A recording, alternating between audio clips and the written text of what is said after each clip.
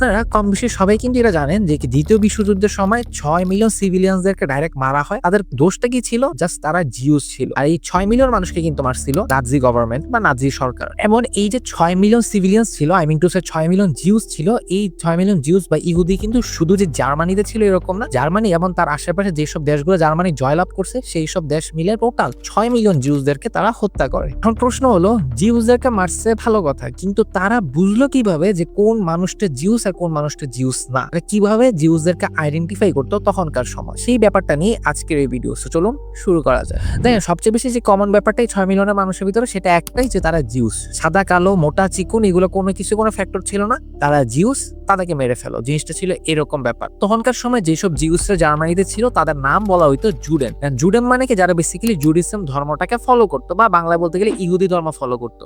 এখন এই ইহুদি ধর্ম কিন্তু তারা ফলো করতো অনেক আগে থেকে, কারণ কি ইহুদি ধর্ম অনেক আগের ধর্ম। সো দ্যাটস ওয়াই তাদের সাথে প্রায় খ্রিস্টানদের বিশাল পরিমাণে ঝামেলা হইতো, এবং তখনকার সময় কিন্তু খ্রিস্টান তাদের সবচেয়ে বড় শত্রু ছিল। এবং পরবর্তীতে সেটা যায় কিন্তু কনভার্ট হয়ে যায়, এখন তাদের সবচেয়ে বড় শত্রু হচ্ছে আমরা মুসলিমরা। যেখানে ইহুদিদের চরম শত্রু ছিল খ্রিস্টান, সেখানে আজকের এই যুগে এসে কিভাবে খ্রিস্টানরা তাদের বন্ধু হয়ে গেল আর আমরা মুসলিমরা কিভাবে তাদের শত্রুতে কনভার্ট হয়ে গেলাম, সেই ঘটনা কিন্তু মুভির গল্পকেও হার মানাবে। এবং আমার ইচ্ছা পার্সোনালি আমার এই চ্যানেলের ভিতরে এই সব ঘটনাগুলোকে ডিটেলসে ব্যাখ্যা করে আপনাদের কাছে। অবশ্যই যদি আপনারা এগুলো শুনতে চান অবশ্যই সাবস্ক্রাইব করবেন, কারণ খুবই শীঘ্রই এগুলো নিয়ে আমি ভিডিও বানাবো। যে মেইন কথায় যদি আসি, সেকেন্ড ওয়ার্ল্ড ওয়ার হওয়ার আগে কিন্তু হিটলার ক্ষমতায় চলে আসছে, এবং হিটলার ক্ষমতায় আসার পরে ডাইরেক্ট কিন্তু বলে না যে জিউস বা ইহুদি যারা আছে সবাইকে মেরে ফেলো। সেই স্ট্র্যাটেজিক্যালি প্ল্যান বাই প্ল্যান আস্তে আস্তে আগাইছে। প্রথমে তারা যে কাজ করছে, 1933 সালে যখন হিটলার নির্বাচন দিচ্ছে, তখন কিন্তু সে ডাইরেক্ট কিন্তু জার্মানির লিডার হয়ে গেছে, এবং তার ঠিক 2 মাস পরে তার ক্ষমতায় আসার একটা রুল পাস করে, যে রুলের ভিতরে লেখা ছিল একটা প্যাসেজ, এবং সেই প্যাসেজের মধ্যে একটা প্যারাগ্রাফ ছিল যেটার নাম হচ্ছিল কি আরিয়ান প্যারাগ্রাফ। এবং এই আরিয়ান প্যারাগ্রাফের মধ্যে মূলত যেটা বলা হয়েছে সেটা আমি খুব সিম্পল আপনাদেরকে বলি, যে সত্যিকারের আরিয়ান পিপল যারা, তাদেরই অধিকার আছে জার্মানিতে বসবাস করার, যাদের পূর্বপুরুষরা কিন্তু খাস আরিয়ান ছিল। এছাড়া যারা প্রথমে হয়তো বা জিউস ছিল, পরবর্তীতে আরিয়ানে কনভার্ট হয়েছে, আগে আরিয়ান ছিল পরবর্তীতে জিউসে কনভার্ট হয়েছে, আই মিন টু সে তখনকার সময় ওখানে জীবিত যে কোনো মানুষের পূর্বপুরুষের সাথে সম্পর্ক, সেটা হয়তো বা নানানের দিক থেকে হোক বা দাদাদির দিক থেকে হোক না কেন, সেটা যদি ইহুদিদের সাথে হয় তাহলে তাকে ডাইরেক্ট ইহুদি বলা হবে, সে কোনোভাবেই সত্যিকারের আরিয়ান বলে গণ্য হবে না। তো এইভাবে করেই কিন্তু ধীরে ধীরে সোসাইটি থেকে ইহুদিদেরকে আলাদা করে ফেলা হলো। এবং এরপরে তারা যে কাজটা করলো, সরকারি জব করতেছিল যেসব ইহুদিরা, সেসব ইহুদিদেরকে তারা ডাইরেক্ট বের করে দিছিল, এবং যেসব ইহুদি কোনো একটা আত্মীয় হয়তোবা প্রথম বিশ্বযুদ্ধে অংশগ্রহণ করছিল তাদেরকে রাখছিল জবে। কিন্তু ঠিক 2 বছর পরে আবার জেলাও সেই কত সকল জিউসদেরকে বের করে দেয়। তাদের কোনো আত্মীয় স্বজন বা কেউ প্রথম বিশ্বযুদ্ধে অংশগ্রহণ করুক বা না করুক, তুমি ইহুদি তার মানে তুমি কোনো গভর্নমেন্ট জব করতে পারবা না। এমন সবচেয়ে ইন্টারেস্টিং কথা কি জানেন, তাদের জন্য কিন্তু এটা খুব বেশি টাফও ছিল না আইডেন্টিফাই করা তাদের জার্মানি শহরের মধ্যে কে কি জিউস ছিল, কারণ কি তাদের কাছে কিন্তু তাদের সব সিটিজেনের কিন্তু সব ডকুমেন্টস ছিল এবং ইনফরমেশন ছিল, যার কারণে তারা ইজিলি আইডেন্টিফাই করতে পারছে কারা জিউস। এবং এইটাই শুধু না যে তাদেরকে গভর্নমেন্ট জব থেকে বের করে দিচ্ছে, এটা তো জাস্ট একটা প্রথম স্টেপ ছিল। এরপরে তারা যে কাজটা করছে সেটা হচ্ছে 1938 সালে আগস্টে আরেকটা রুল আনে, যে রুলের ভিতরে বলা হচ্ছিল যে কি জিউস যারা আছে, সে ছেলে হোক বা মেয়ে হোক, তাদের নামের ভিতরে এমন একটা শব্দ ব্যবহার করতে হবে মিডলে, যা থেকে ইজিলি যাতে বোঝা যায় তারা ইহুদি। যদি ছেলে হয়ে থাকে তাহলে অবশ্যই তাদের 2 ফার্স্ট নেম আর লাস্ট নেমের মাঝখানে মিডল নেম একটা যুক্ত করবে, যেটার নাম হবে ইসরাইল। এবং যদি মেয়ে হয়ে থাকে তারা অবশ্যই ফার্স্ট নেম এবং লাস্ট নেমের মাঝখানে একটা নেম ইউজ করবে, যেটার নাম হবে সারা। সো এইভাবে যদি কারো নামের ভিতরে আপনি ইসরায়েল পান বা সারা পান, তাহলে আপনি বুঝবেন সেই ছেলেটা বা সেই মেয়েটা কিন্তু ইহুদি। এবং এটা ছিল কিন্তু তাদের সেকেন্ড স্টেপ। এবং থার্ড স্টেপটা কি জানেন, ইহুদিদের সবার পাসপোর্টের ভিতরে যে সিম্বলের একটা সিল মেরে দিচ্ছে, কেউ যদি ডাইরেক্ট পাসপোর্টটা খুলে বা পাসপোর্ট খোলা ছাড়া পাসপোর্টের উপরে দেখলেই সে বুঝতে পারবে যে না, এই পাসপোর্টটা একজন ইহুদি পাসপোর্ট। এবং নাজি বাহিনী ফোর্থ যে কাজটা করছে, যে ইহুদিরা যেসব বাসায় থাকে সেসব বাসার সামনে একটা সিম্বল ইউজ করতে হবে, যা থেকে বোঝা যাবে যে না, এই বাসাটা একজন ইহুদির বাসা। এবং সবচেয়ে লাস্ট যে 5 নাম্বার যে কাজটা করছে, যারা ইহুদি তারা তাদের কাপড়ের সাথে অবশ্যই একটা সিম্বল লাগাবে, স্পেশালি স্টার, যেটা দেখলে বোঝা যাবে যে না, এই লোকটা একজন ইহুদি। রাস্তার ভিতরে যে কোনো জায়গায় তারা দেখলে তার পাসপোর্টটা কিছু চেক করা লাগবে, জাস্ট তার ড্রেসের ভিতরে স্টার দেখে আমরা বুঝবো যে কি সে ইহুদি। এখন আপনার কাছে হয়তো প্রশ্ন আসতে পারে যে সে যদি স্টার খুললে হাঁটা, তাহলে তো কেউ তার চিনবে না, রাইট? অবশ্যই চিনবে না, বাট কোনোভাবে যদি পুলিশ আইডেন্টিফাই করতে পারে যে না, এই লোকটা জিউস বা ইহুদি এবং এই লোকটা তার ড্রেসের মধ্যে স্টার লাগায় নেই, তাহলে তার কিন্তু কঠিন শাস্তি হবে। যদিও ইস্তা লাগাও কোনো লাভ হয়নি, পরবর্তীতে কিন্তু কঠিন শাস্তি দেওয়া হয়েছিল তাদেরকে, এটা আপনারা কম বেশি সবাই জানেন। তো এইভাবে কিন্তু নাৎসি বাহিনীরা তাদের জার্মানি দেশের ভিতর যেসব ইহুদিরা আছে তাদেরকে কিন্তু ইজিলি আইডেন্টিফাই করে ফেলছে। এবং আপনি জানলে অবাক হবেন যে 6 মিলিয়ন মানুষ যা মারা হয়েছে বলতেছে না, তার মধ্যে 75% মানুষ কিন্তু জার্মানির ছিল না, বরং জার্মানির বাইরে ছিল, এবং 25% মানুষ কিন্তু জার্মানির ভেতরে ছিল। এখন কথা হচ্ছে এই যে 75% যে ইহুদি ছিল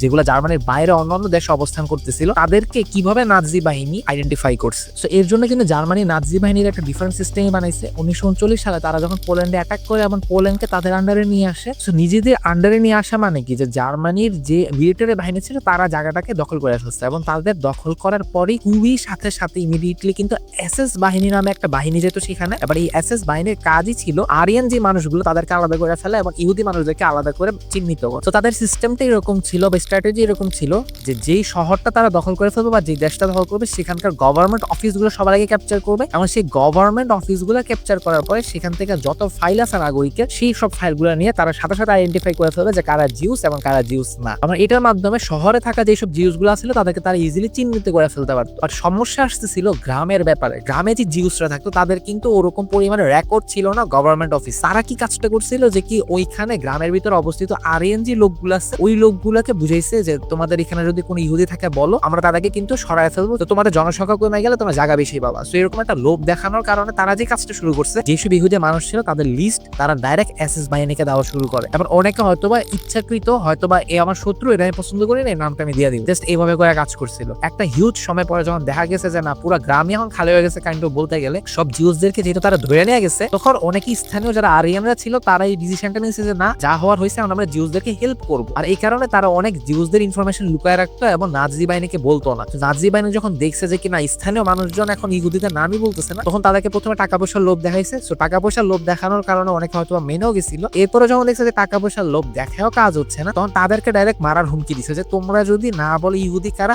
ইহুদিরা তো বেঁচে যাবে বাট তোমরা মরে যাবে। সো তোমরা নিজেরা যদি বাঁচতে চাও ইটস বেটার যে তোমরা বয়া ফেলো ইহুদি কারা, তাদেরকে চিহ্নিত করে আমি নিয়ে যাবো।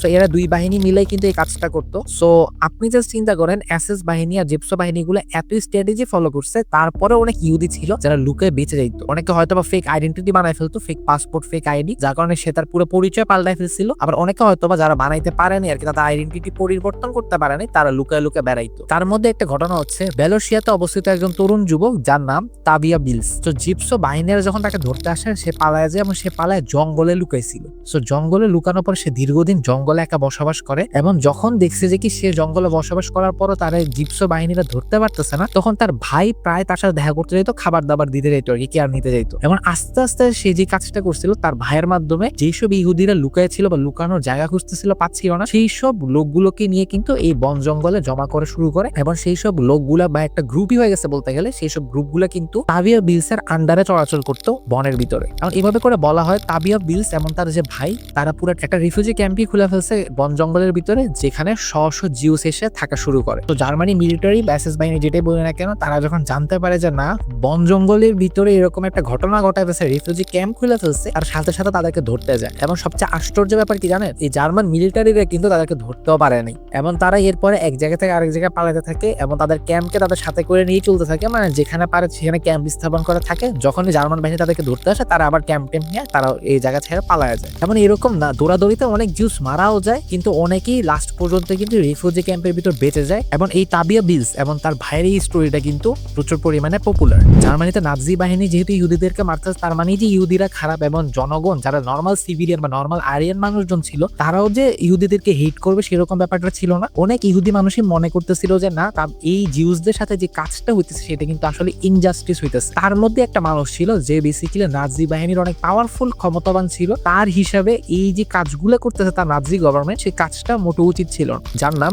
অস্কার ইসহিন্ডলার। ইসহিন্ডলার হয়তোবা শব্দটার উচ্চারণ হবে, আমি পারতেছি না হয়তোবা, যার জন্য বাকি সব ভিডিওর ভিতরে আমি তার নাম অস্কার বলে যাবো। যাই হোক, সে এই অস্কার যে মানুষটা ছিল সে কিন্তু খুব পরিমাণে ফেমাস ছিল, কারণ সে খুব রেপুটেড একজন বিজনেসম্যান ছিল, একই সাথে আরিয়ান ছিল, এবং নাৎসি গভর্নমেন্টে তার কিন্তু অনেক হায়ার পজিশনও ছিল। এখন তার কিন্তু অনেক ইনফ্লুয়েন্সিয়াল পাওয়ারও ছিল, কিন্তু সবচেয়ে বড় কথা হচ্ছে তার কাছে আবার খারাপ লাগতে থাকে যখন সে দেখে যে কি না ইহুদিদের সাথে অনেক খারাপ কাজ করা হইতেছে, ইনজাস্টিস করা হইতেছে। তো সে যে কাজটা করছে সে তার ফ্যাক্টরির ভিতরে স্পেশালি ইহুদিদেরকে আনা শুরু করছে। সো তার ফ্যাক্টরিতে ইহুদিরা যখন কাজ করতো সেখানে থাকতো, জায়গায় অ্যাটাক করতে যাইতো না, কারণ নাৎসি বাহিনী এত কিছু ভাবতো না। নাৎসি বাহিনীর কথা হলো এই লোকটা তো খুব ইনফ্লুয়েন্সিয়াল পাওয়ারফুল বিজনেসম্যান, এর এখানে কয়েকজন ইহুদি কাজ করতে করতেছে করুক, এখন এর এখানে যে অ্যাটাক করে আমাদের মান সম্মান নষ্ট করার কি দরকার, কারণ উনি একটা বিশাল বড় বিজনেসম্যান, অ্যাটাক করলে বিজনেসম্যানও রাগ হয়ে যাবে, তখন ফান্ডিং টান্ডিং যদি অফ করে দেয় তখন আরেকটা বড় ব্যবসা। এই জন্য ওই জায়গাটাকে ইগনোর করে যেত নাজি বাহিনীর। আর সময়ের সাথে সাথে জিনিসটা এরকম সিচুয়েশনে দাঁড়াইছে, ইহুদিদের মধ্যে এই ব্যাপারটা এরকম পপুলার হয়ে গেছে যে অস্কার ইস হিটলারের এখানে কাজ করবে, ফ্যাক্টরিতে জব করবে, তারা কিন্তু বেঁচে যাবে, তাদেরকে কিন্তু নাজি বাহিনী মারবে না। এখন এরপরে এমন একটা সিচুয়েশন দাঁড়াইছে,